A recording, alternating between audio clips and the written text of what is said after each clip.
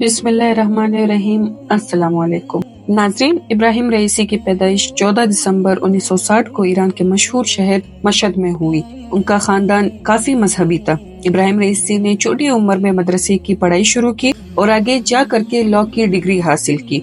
इनका सियासत में इंटरेस्ट बढ़ा और यूं जा करके पहले प्रोफेसर, फिर आलिम और फिर एक बहुत बड़े सियासतदान बने। 63 साल इब्राहिम रईसी का पूरा नाम इब्राहिम सादती था। वो ईरान के 8वें सदर थे जिन्होंने 3 अगस्त 2021 को ये ओहदा संभाला।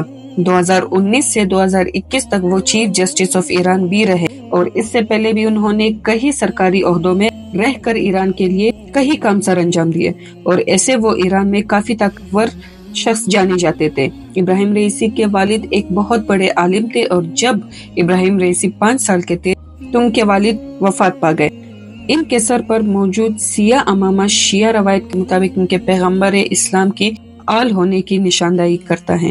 इब्राहिम रईसी को साल 2021 में ईरान का प्रेसिडेंट बनाया गया और इसके बाद उन्होंने ईरान को आलमी दुनिया में एक अलग मकाम दिलाया।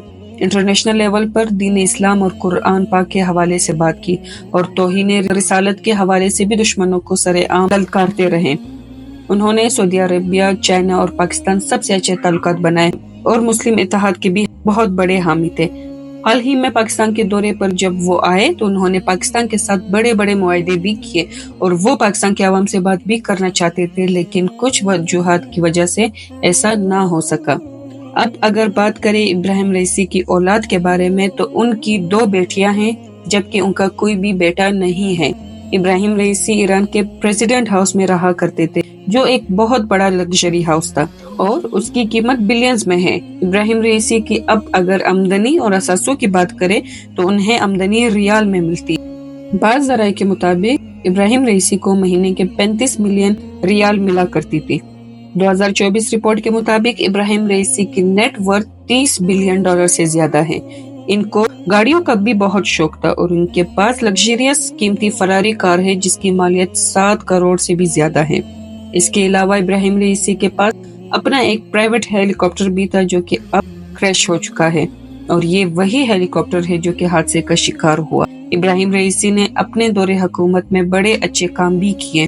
बड़े स्ट्रगल के बाद उन्हें प्रेसिडेंट का ओहदा मिला और ईरान के लोगों के भी दिल जीते उन्होंने, लेकिन इनकी यूं अचानक मौत के बाद लोगों को काफी झटका लगा क्योंकि वो ईरान के सबसे ताकतवर लीडर के तौर पर माने जाते थे। 19 मई के दिन अजरबैजान और ईरान के बॉर्डर के दरमियान दो डैम्स का इफ्तिताह होना था।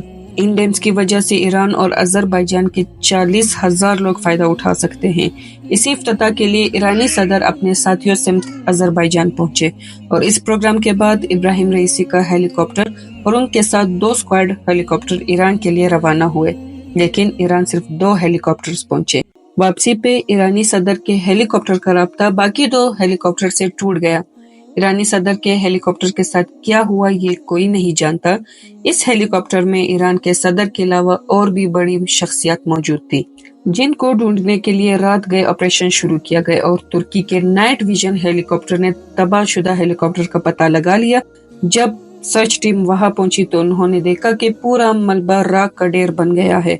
यूं ये खबर बाहर आती ही पूरी दुनिया, खास तौर पर ईरान में कोहराम मच गया। इब्राहिम रईसी की अचानक शहादत ईरान के लिए और मुस्लिमा के लिए काफी बड़ा नुकसान है। कुछ लोग इस हेलीकॉप्टर हादसे को प्री प्लान का नाम भी दे रहे हैं क्योंकि इस हादसे के बाद से अब तक इसराइल और अमेरिका मुकम्मल तौर पर खामोश हैं और कुछ का कहना है कि जहां पर ये हादसा पेश आया वो जगह मौसम के लिहाज से काफी खतरनाक है। वहां पर बारिश, धुंध और तूफान का होना आम सी बात है। अब ये किसी दुश्मनी की साजिश है या अल्लाह की मर्जी, ये तो वक्त ही बताएगा। बाकी अल्लाह ईरान के सदर और उनके साथियों की मग़फ़िरत फरमाए, आमीन। नाजरीन, ये थी आज की वीडियो। आप इस बारे में क्या राय रखते हैं हमें जरूर आगाह करें। जज़ाकल्लाह, अल्लाह निगहबान।